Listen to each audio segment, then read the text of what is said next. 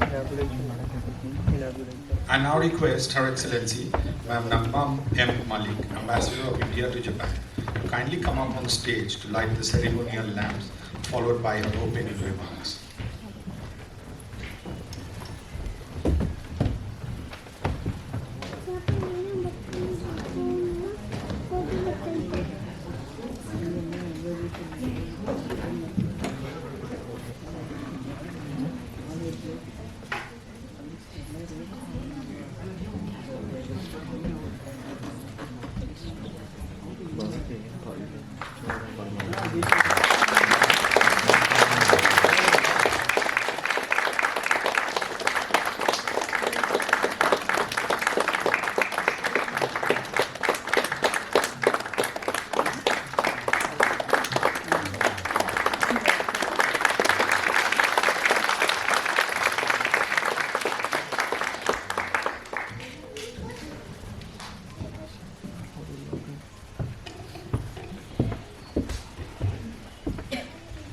Namaskar to every one of you present here. Very warm welcome, Swagatam. I think the regulations prevent us from doing a proper lamp lighting. That is why we have this artificial lamp. We'll try and see next time if we can make it any better.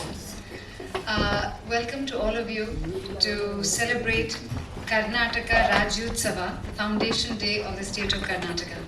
It's a matter of joy for me and my colleagues at the embassy to welcome you all, and we began with a beautiful devotional song, and we are hoping to see some more elements of Kannada culture presented here today. So we have gathered to celebrate the birth of not just a state, because that of course is something that is dating from just a few decades ago, but also really to honor a civilization, a language, a culture, and a people whose contributions have enriched India's heritage since centuries.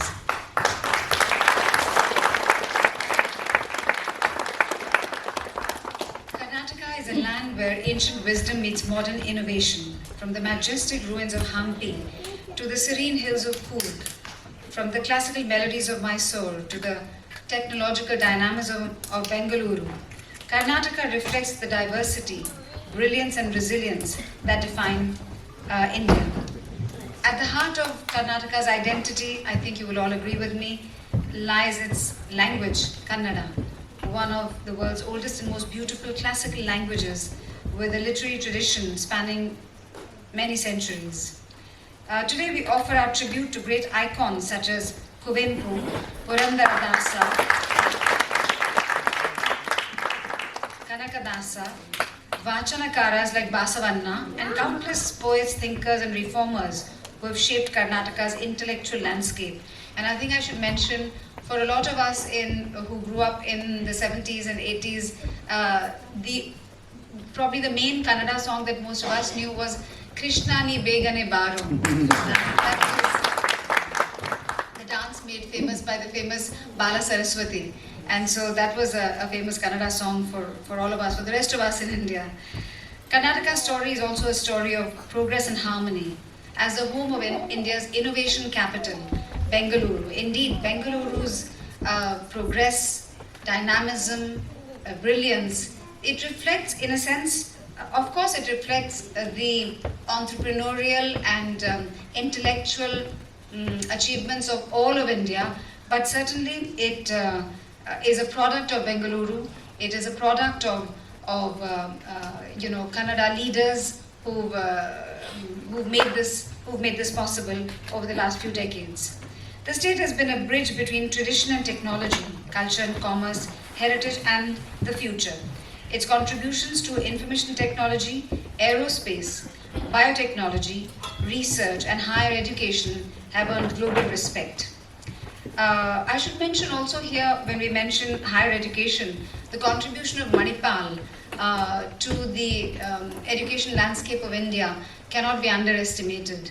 Manipal has produced engineers and doctors who've served all of India well.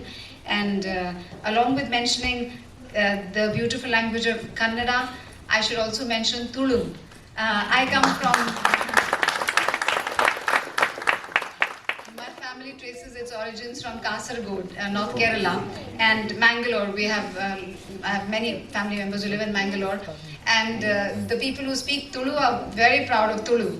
And the people who speak Konkani are very proud of Konkani. So I think we should mention all those languages because all of them together constitute the beauty of Karnataka. The Karnataka diaspora in Japan has played a very remarkable role. Your talent, your dedication, and the sense of community have strengthened the bond between India and Japan. Whether as engineers, researchers, entrepreneurs, educators, artists or professionals across diverse sectors, you have become ambassadors of Karnataka's values, humility, excellence, and inclusiveness. I would like to highlight that Karnataka and Japan share a relationship grounded in economic collaboration, cultural affinity, and mutual trust. Several Japanese companies have deep and successful partnerships in Karnataka, especially in sectors such as mobility, manufacturing, semiconductors, and innovation. The vibrant cultural connections from Yakshagana performances to friendships between Japanese and Indian universities, these enrich our people-to-people ties.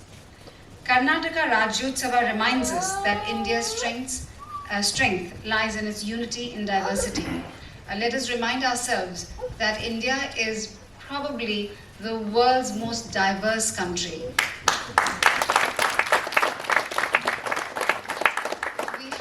We have hundreds of languages, representatives of almost every major religion, diversity in cuisine, diversity in all kinds of externals. But of course, underlying it all, there is the unifying factor of the Indic civilization. So indeed, unity in diversity describes us well. Our states are not merely administrative units, rather they are living cultures, each adding its own color to India's national tapestry. Today, as we celebrate Karnataka, we also celebrate the spirit of a united and harmonious India. I saw that you have in the program today the Kannada anthem, right? The state anthem. But I do want to tell you, after the anthem is over, let us all sing the national anthem as well.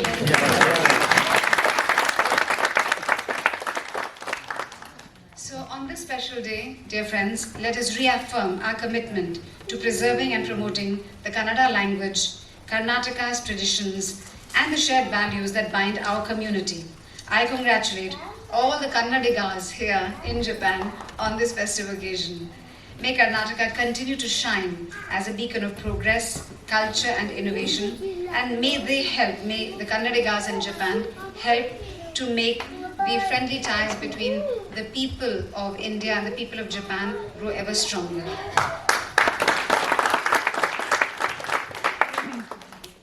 ಎಲ್ಲರಿಗೂ ಕರ್ನಾಟಕ ರಾಜ್ಯೋತ್ಸವ ಹಬ್ಬದ ಶುಭಾಶಯಗಳು.